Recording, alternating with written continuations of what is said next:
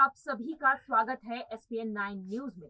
देश में राष्ट्रपति के साथ साथ उपराष्ट्रपति चुनावों की भी चर्चा अब तेज हो गई है। भारत में मौजूदा राष्ट्रपति वेंकैया नायडू 11 अगस्त को रिटायर हो रहे हैं। उसके बाद अब उपराष्ट्रपति चुनाव पर भी सबकी नजर टिक चुकी है। ऐसा माना जा रहा है कि 21 जुलाई को राष्ट्रपति चुनाव के नतीजे आने के बाद उपराष्ट्रपति चुनाव की प्रक्रिया भी शुरू हो जाएगी।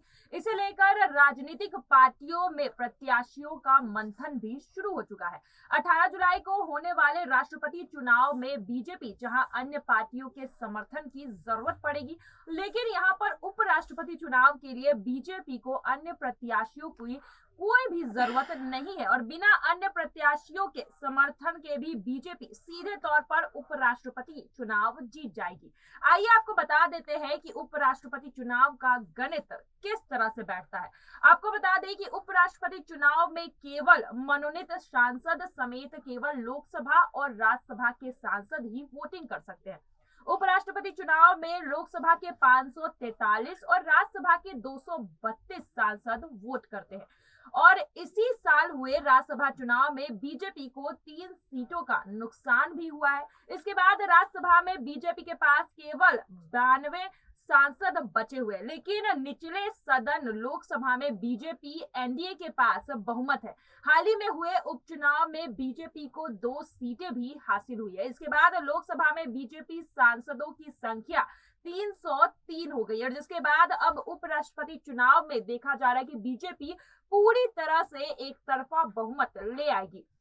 वहीं अब उपराष्ट्रपति चुनाव की बात करें तो उम्मीदवारों की चर्चा भी काफी तेज हो गई है। यहाँ पर एक बार फिर से महिला प्रत्याशी जो है बीजेपी उतार सकती है उपराष्ट्रसभा चुनाव में। अगर यहाँ पर प्रत्याशियों की चर्चा की जाए तो बीजेपी एक बार फिर से महिला कैंडिडेट को उतार सकती है उपराष्ट्रपति चुनाव में और ऐसा कर बीजेपी एक इतिहास भी रख सकती है। जी हाँ, यहाँ पर देखा जा रहा है कि द्रौपदी मुर्मू के ऊपर दांव खेला गया है। वो एक आदिवासी कैंडिडेट के रूप में सामने आई है, साथ ही वो महिला भी है और यहाँ पर अगर द्रौपदी मुर्मू जीतती है तो उसके बाद उपराष्ट्रपति के तौर पर भी एक महिला को मैदान में उतार सकती है बीजेपी और ऐसे में भारत को पहली बार राष्ट्रपति और उपराष्ट्रपति महिला ही मिल जाएगी।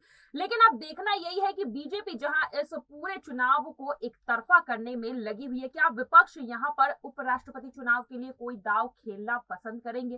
क्या यहां पर राष्ट्रपति चुनाव की तरह जिस तरह से यशवंत सिन्हा पर विपक्षों ने भरोसा जताया था, क्या उपराष्ट्रपति चुनाव में भी ऐसे ही कोई कैंडिडेट प्रत्याशी को जो है विपक्ष उतारेंगे या फिर बीजेपी सीधे तौर पर यह मुकाबला ऐसे ही जीत जाएगी? फिलहाल अभी प्रत्याशियों के नाम पर मंथन हो रहा है। बीजेपी लगातार चर्चा कर रही है कि आखिर किसको जो है प्रत्याशी के रूप में आगे किया जाए। अभी भी उपराष्ट्रपति चुनाव में 1 महीने का वक्त बाकी है। फिलहाल राष्ट्रपति चुनाव पर सबकी नजरें टिकी हुई है, जहां बीजेपी बाजी मारते हुए दिखाई दे रही है।